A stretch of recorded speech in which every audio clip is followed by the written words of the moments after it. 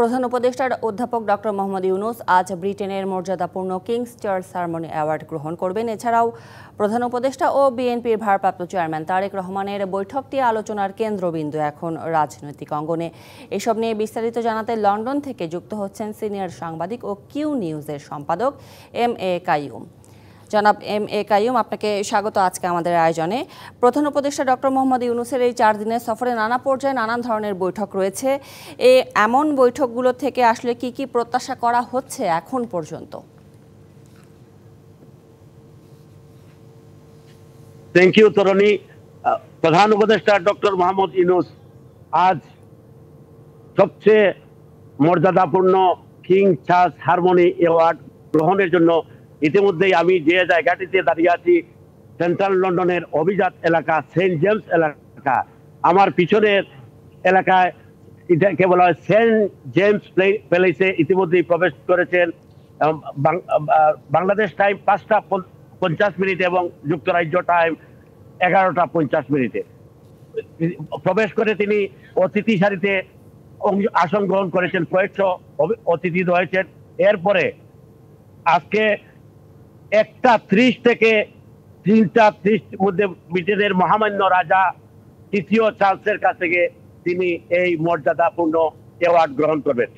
ইতিমধ্যেই এই মর্যাদাপূর্ণ অ্যাওয়ার্ডে অংশগ্রহণের জন্য ব্রিটেনের বিভিন্ন রাজনৈতিক শাইনি চুলে এখন হবে সব হেয়ারস্টাইল। সিল্কোর দ্বিগুণ শাইনি চুল প্রতিদিন। মেইনস্ট্রিমের রাজনৈতিক নেতৃবৃন্দ, সুশীল সমাজ এই হলে প্রবেশ করেছেন।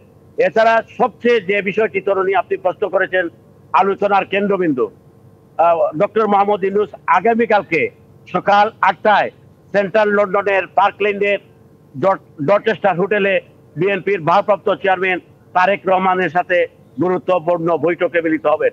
এই বৈঠকটি অনেক গুরুত্বপূর্ণ এ কারণে, দীর্ঘদিন থেকে বাংলাদেশে যে রাজনৈতিক টানাপোড়েন চলছিল, নির্বাচন নিয়ে টানাপোড়েন চলছিল, বিএনপি এবং অভিজ্ঞ মহল মনে করছেন এই বৈঠকটিতে সেই টানাপোড়েনের কিছুটা হলেও। জি এম.এ. কাইয়ুম, আমরা আপনাকে শুনতে পাচ্ছি, আপনি বলুন। জি, এই যে তারেক রহমানের সাথে আগামীকালকে অভিজ্ঞ মহল এবং বিশেষজ্ঞ মহল যে বৈঠকটি যে হতে যাচ্ছে এটির দিকে তাকিয়ে আছে গোটা বিশ্ব। আসলে এখান থেকে রাষ্ট্র পরিচালনায় নতুন রাজনীতি, নতুন ব্যাকরণের কথাও বলা হচ্ছে, পাশাপাশি দুপক্ষকে ছাড় দেওয়ার কথাও বলা হচ্ছে।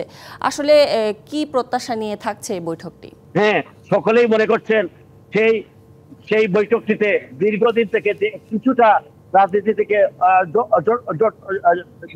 জটিলতা তৈরি হয়েছে, সেই বৈঠকটিতে অবসান হবে। ইতিমধ্যে যুক্তরাজ্য বিএনপি জরুরি বৈঠক করে তাদের প্রত্যেকটি অঙ্গ এবং শাখা সংগঠনকে হাজার হাজার নেতা কর্মীকে আগামীকালকে সকাল 7টার মধ্যে সেই তারেক রহমান এবং ডক্টর ইউনূসের বৈঠককে স্বাগত জানিয়ে তারা এখানে শোভাযাত্রা উপস্থিত হবে এবং তারা ব্যানার এবং পোস্টার গ্রহণ করবে। তারা সকলেই মনে করছে আগামীতে বিএনপি যে দাবি করছে ডিসেম্বরের নির্বাচন, এই নির্বাচন নিয়ে তারেক রহমান এবং ডক্টর ইউনূসের বৈঠক হবে এবং বাংলাদেশের রাজনৈতিক একটা সমাধান বেরিয়ে আসবে, সকলেই এটা মনে করছে। জি এম.এ. কাইয়ুম, অসংখ্য ধন্যবাদ আপনাকে।